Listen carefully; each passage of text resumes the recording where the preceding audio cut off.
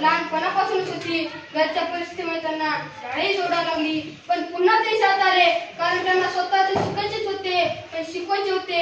त्या सर्वांना त्यांना शिक्षणापासून वंचित ठेवण्यात आले होते. समाजातून मिळालेले शिक्षण व पुस्तकातून मिळालेले ज्ञान यांच्यामुळे जी जीवांची बुद्धी पेरगला म्हणली. त्यांना कळून चुकले की समाजाच्या अधोगतीचे कारण शिक्षण आहे. म्हणूनच ते म्हणतात की विद्येविना मती गेली, मतीविना नीती गेली, नीतीविना वित्त गेले, वित्ताविना शुद्ध कचले. एवढे अनर्थ एका विद्याने केले, एवढे अनर्थ एका विद्याने केले. शिक्षण गरिबांसाठी व स्त्रियांसाठी उपलब्ध करण्याचा प्रयत्न केले करतात. सामाजिक कपटीकार लोकांचा त्यांना विरोध होऊ लागला. या विरोधाला न जुमानता त्यांचे काम चालूच राहिले. मुलींना शिकवण्यासाठी त्यांना स्त्री शिक्षिका हवी होती, म्हणून त्यांनी त्यांच्या पत्नी सावित्रीबाई यांना शिकवले व मुलींना शिकवण्यासाठी त्यांना प्रवृत्त केले.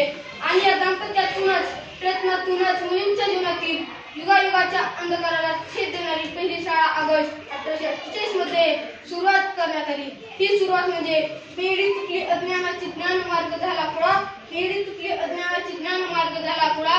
युगायुगाच्या गुलामगिरीचा तिमिर काळ संपला, युगायुगाच्या गुलामगिरीचा तिमिर काळ संपला. पुढे या दाम्पत्यांनी गरीब मागासलेले लोक मुलींच्या शिक्षणासाठी आपले आपले जीवन समर्पित केले.